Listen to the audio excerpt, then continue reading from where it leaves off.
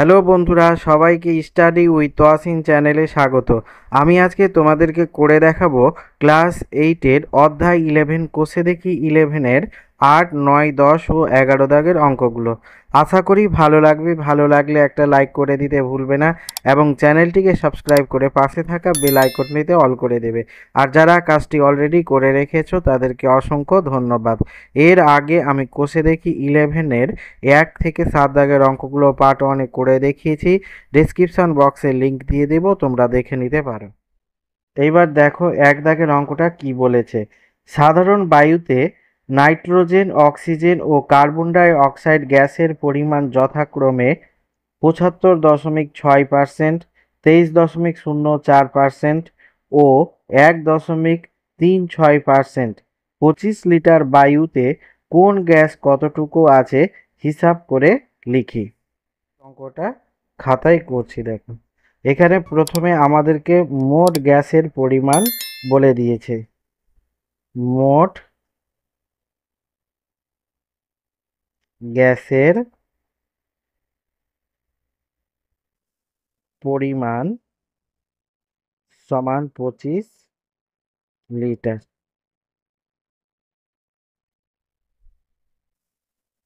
এবার আমাদেরকে বের করতে হবে নাইট্রোজেন গ্যাসের পরিমাণ। অতএব নাইট্রোজেন গ্যাসের পরিমাণ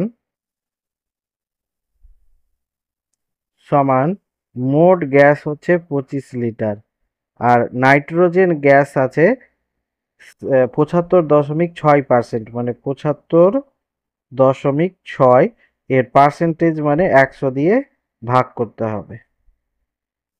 এত লিটার সমান, এইটাকে যদি আমরা দশমিক উঠিয়ে দিই এখানে, তো দশমিকের পরে একটা সংখ্যা আছে, এখানে একের পরে একটা শূন্য হবে।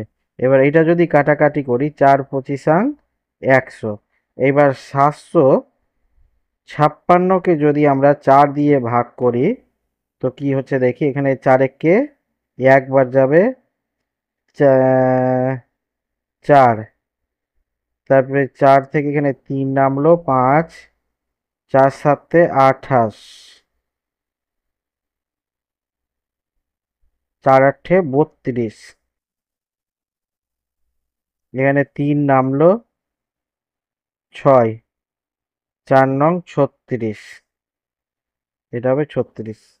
তো এখানে এটা 4 দিয়ে কেটে হবে 189, সমান এটা হয়ে গেল 189/10 এত লিটার। সমান এটাকে আমরা একটার পরে দশমিক আছে, মানে এটা 18.9 লিটার। একইভাবে আমাদেরকে বের করতে হবে অক্সিজেন গ্যাসের পরিমাণ।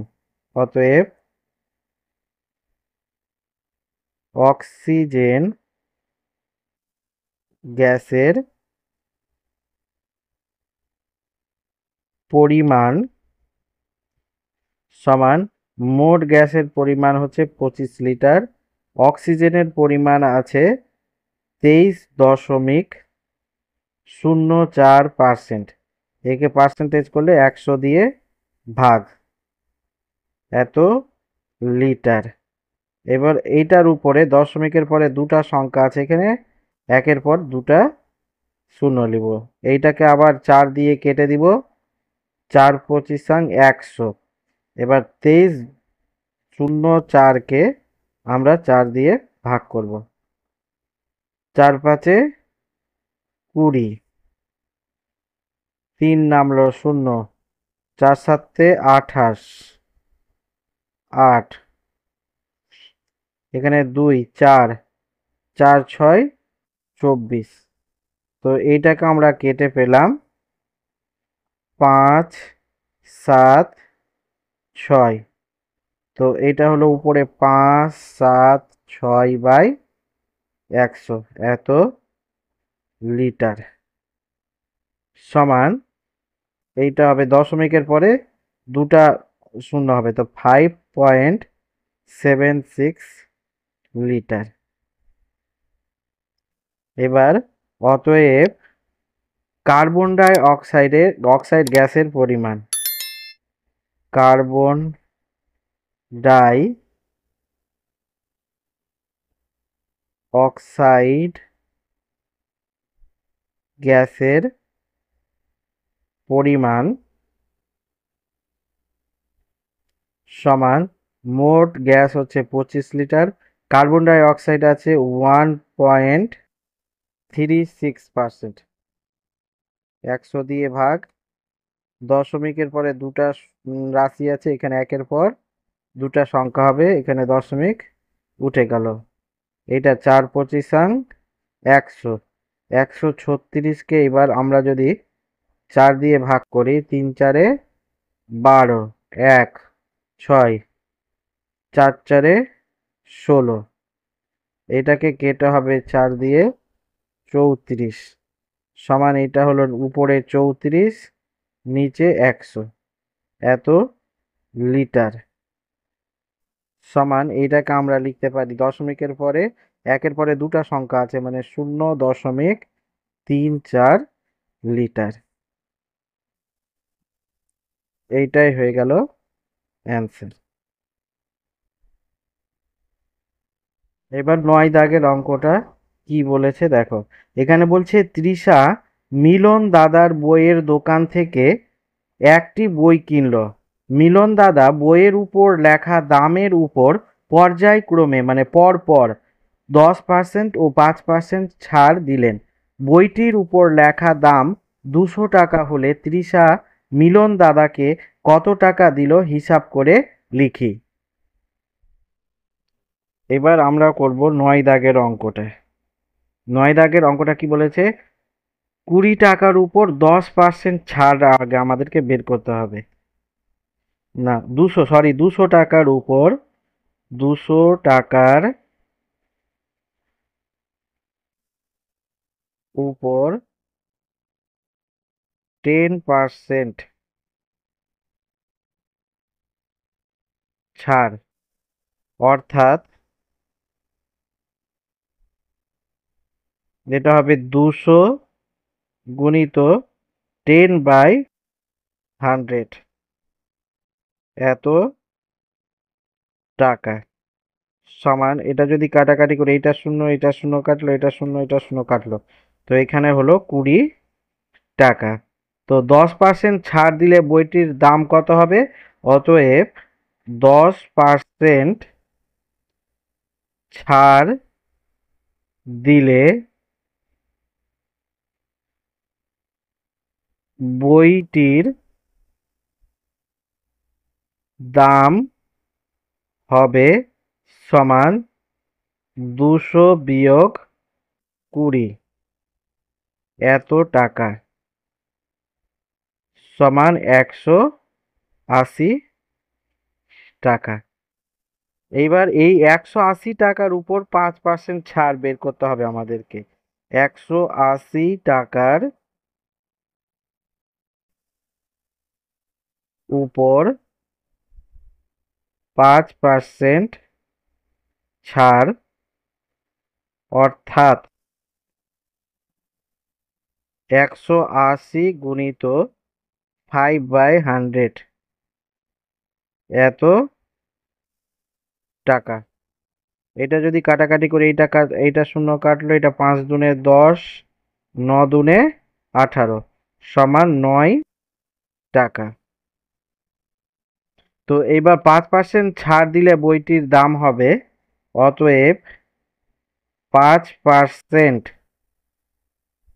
ছাড় দিলে বইটির দাম হবে সমান 180 বিয়োগ 9 এত টাকা সমান, এটা 180 বাদ 9 বাদ দিলে হবে 171 টাকা। তো আমরা উত্তর পেয়ে গেলাম। অতএব তৃষা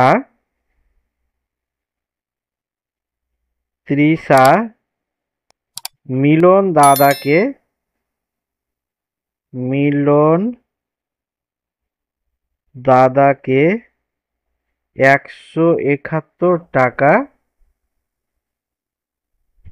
দিল।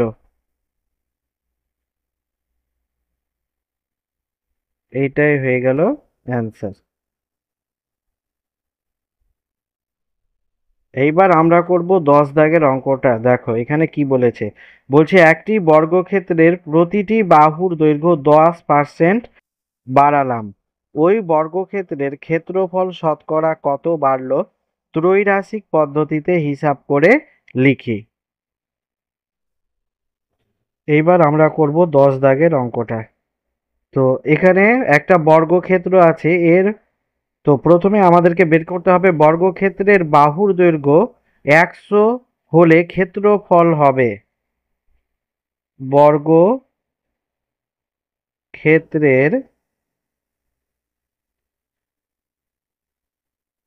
বাহুর দৈর্ঘ্য 100 হলে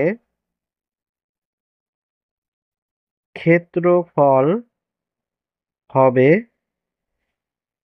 সমান, ক্ষেত্রফলের সূত্র হচ্ছে বাহুর স্কোয়ার মানে 100 স্কোয়ার সমান এইটা হয়ে যাবে 1 2 3 4 এত বর্গ একক। এবার বাহুর দৈর্ঘ্য 10% বৃদ্ধি করলে ক্ষেত্রফল হবে, বাহুর দৈর্ঘ্য 10% বৃদ্ধি করলে ক্ষেত্রফল হবে, ক্ষেত্রফল হবে সমান 110 স্কোয়ার সমান এটা হবে 11কে 11 দিয়ে গুণ করলে হবে 121 আর দুটা শূন্য এত বর্গ একক। অতএব ক্ষেত্রফল বৃদ্ধি পেয়েছে, অতএব ক্ষেত্রফল বৃদ্ধি পেয়েছে সমান 1 2 1 0 0 বিয়োগ 1 2 3 4 এত বর্গ একক সমান এটা বিয়োগ করলে হবে 2100 বর্গ একক। আমাদেরকে শতকরা কত বৃদ্ধি পেয়েছে ক্ষেত্রফল সেটা বের করতে বলেছে। তো অতএব ক্ষেত্রফল শতকরা বৃদ্ধি পেয়েছে, ক্ষেত্রফল শতকরা বৃদ্ধি পেয়েছে সমান 2100 বাই 1 2 3 4 গুণিত একে 100 দিয়ে গুণ করে দিতে হবে। তো এখানকার শূন্য একটা কাটবে, এখানকার শূন্য, এইটা শূন্য, এইটা শূন্য, এটা শূন্য, এটা শূন্য, এটা শূন্য, এটা শূন্য। তো এটা হয়ে গেল 21%। এইটাই হয়ে গেল অ্যান্সার। এইবার আমরা করব 11 দাগের অঙ্কটা। দেখো এখানে বলছে সময় মতো বিদ্যুতের বিল জমা দিলে 15% ছাড় পাওয়া যায়। সময় মতো বিল দিয়ে আমার কাকিমা 54 টাকা ছাড় পেলেন, বিদ্যুৎ বিলের পরিমাণ কত ছিল হিসাব করে লিখি। এইবার আমরা করব 11 দাগের অঙ্কটা। তো 11 দাগের অঙ্কটা এখানে কি বলছে, প্রথমে লিখতে হবে ছাড়ের পরিমাণ, ছাড়ের পরিমাণ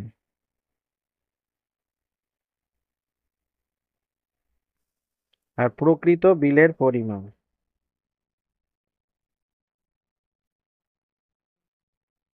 বিলের পরিমাণ। তো এখানে প্রকৃত বিল 100 টাকা হলে ছাড় দেয় 15 টাকা। তো কাকিমা দিয়েছে 54 টাকা, 54 টাকা তো কত ছাড় পেয়েছে, আমরা জানি না এটা প্রকৃত বিল কত ছিল, আমরা জানি না, এটা এক্স ধরে নিব। তো এখানে দেখো এটা ছাড়ের পরিমাণ বেড়ে যাচ্ছে, তো প্রকৃত বিলের পরিমাণও বেড়ে যাবে, তো এটা সম্পর্ক হবে সরল সম্পর্ক। ছাড়ের